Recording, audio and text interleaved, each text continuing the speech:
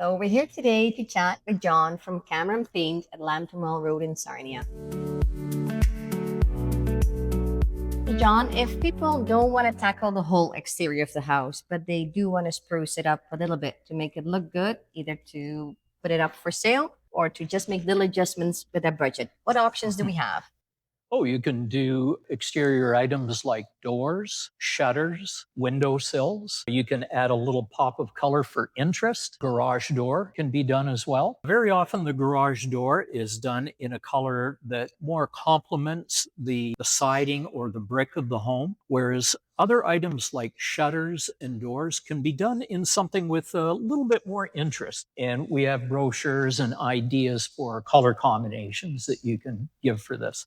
Usually doors are done in something a little bit more wow. It could be a nice blue or a red. Dark gray is very popular these days too. Yes, much can be done. So Even your mailbox.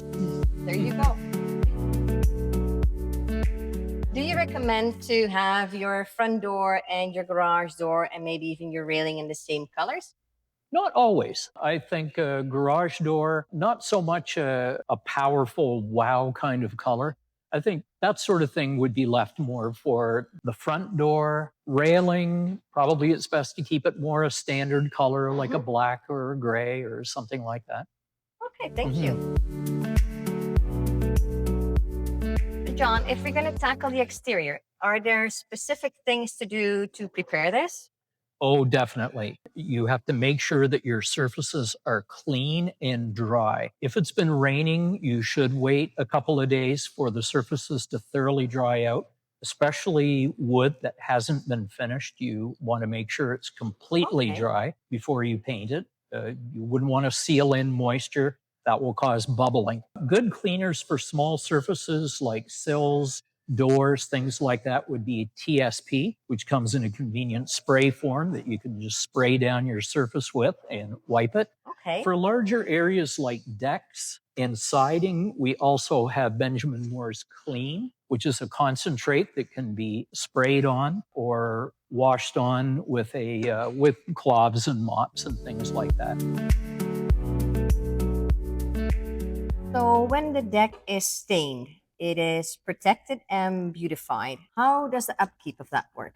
Well, with oil-based products like Benjamin Moore's semi-transparent stain, it more tends to fade away after a number of years. Now, how many years that is going to depend on the exposure. If it's right out there getting all the weather, you may have to redo it every 2 to 3 years. If it's protected by an awning and it's not getting a lot of weather, it may last longer. But the thing I like about this product is that it fades away. And when you see that it needs redoing, you just simply add another coat. So John, when we change the exterior of the house, what are some common mistakes people make?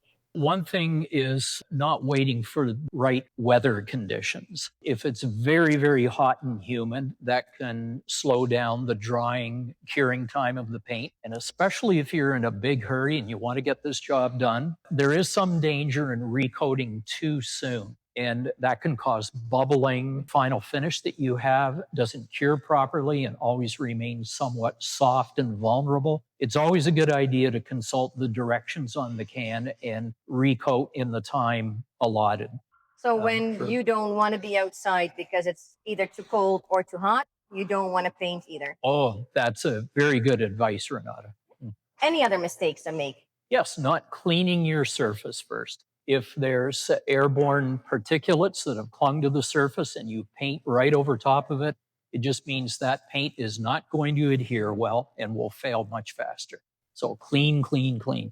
So temperature, clean, and don't go too fast. How do you know when coat is dry enough to put on a second one? Well, if it's sticky, don't paint over top of it. If you test it and it feels sticky to the touch, you know you have to wait. Don't try it. Okay.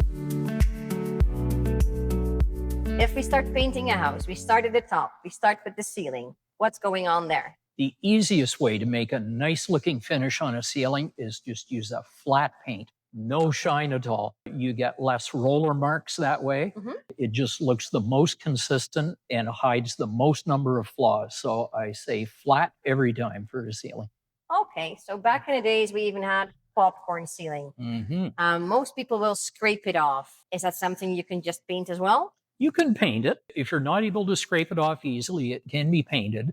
There's usually two situations with popcorn ceiling: something that's never been painted and is dry and chalky to the touch, or it's been painted before. If it's never been painted Hmm. before, you're going to want to seal that up really well. And an oil based product is by far the best for that. Latex, maybe, but very often with latex, it starts to actually remove the stucco when you put on more than a couple of layers. So cut to the Okay. chase, go with oil for that if it's never been painted. Now, if it has been painted, just a standard flat latex paint will do. But if there's any damage, like say, oh, a big ugly water stain from a Hmm. water leak, or maybe nicotine from years of smoking, Yep. you definitely want to seal that up. And again, an oil based primer is, I think, a must for that. That's good. Mhm. John, if we start working on the walls, there is different materials. Is there anything specific that we need to know when we're painting drywall? Well, drywall and plaster can be treated mostly the same. If you have any holes that need to be filled or nail holes, you can fill them up with some spackling compound. We have some good ones here at the store. Dynapatch Pro is my favorite for larger holes. If you just have little nail holes, a one like one time is great. You can put a little pinch into the nail hole and Hmm. fill them up. Larger patches must be primed first. If you don't prime them, then you'll end up with a big dull spot where you've done the patching if you just simply Yep. paint over top of it. So, primer needed. So, how do we treat older paneling? Cleaning and removing all dust from it is an excellent idea because Hmm. with old paneling, I guarantee you it's collected a lot of dust, especially up in the upper Yes. portion. So make it dust free and clean. Now, whether it's varnished wood or fake 70s wood paneling, primer is a must for this. And Benjamin Moore's Fresh Start would be an excellent primer to use. One good coat of the Fresh Hmm. Start primer, and then you're able to top coat it with any normal wall paint of your choice. Eggshell latex, which is normally used for interior walls, plaster and drywall, would be just fine for doing paneling as well. So, what about doors and trim? What is specific to know about that? Doors and trim are normally done in a finish that is a little shinier than the walls so that it's very washable and scrubbable. You want to be able to wash off fingerprints because let's face it, that's the most handled part in your Hmm. home, doors and trim. There are other choices as well. Semi-gloss would be a popular choice if you Hmm. have nice ornate trim and detail that you want to show off the profile of it. That could be used as well. If there's a lot of imperfections and things that you want to hide, maybe use something on a little bit on the lower gloss side, like satin pearl, but yet Okay. still washable. How do we go about the beautiful white baseboards in older houses? Oh, well, they could be varnished. And if it's old varnished wood, a light sanding and a coat of primer, like Fresh Start primer, would be a must for that. If they're oil paint, as we often find in older homes, Hmm. you definitely need a primer for this as well. Again, it's Fresh Start that you use for that. And then you're able to top coat it with a modern latex paint of your choice. Sounds good. So, kitchens. A lot of people want to change their kitchens unless it's in really, really bad shape. What can we do to change our kitchens? Oh, they can be painted. If they're good, solid oak cabinets, you would hate to have to rip those out when you could just paint them.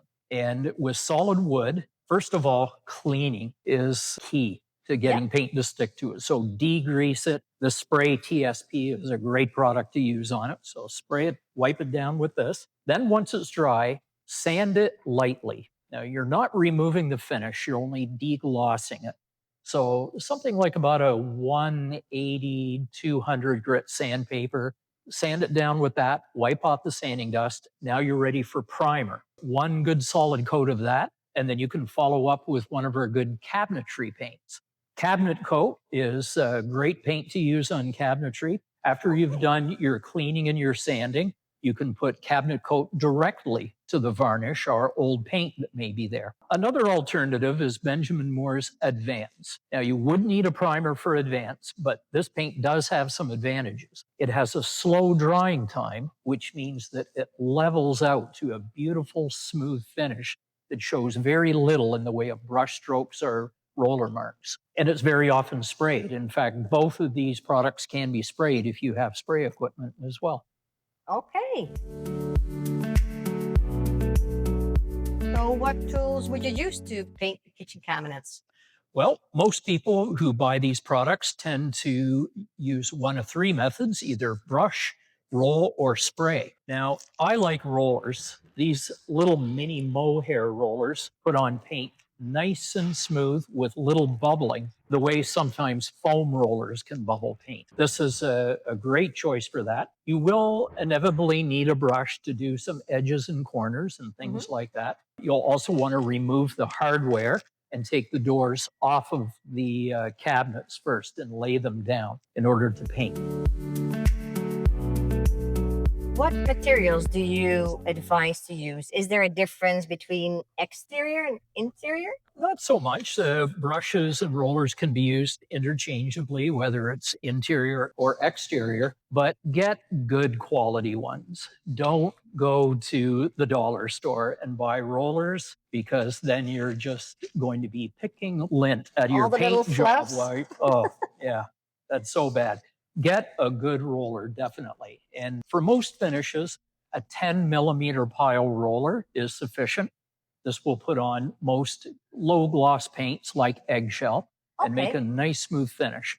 It puts it on thickly enough that the paint is covering well, but not so thick that it's causing a lot of texture. 10 Mhm. millimeter is proven to be the good size for doing that.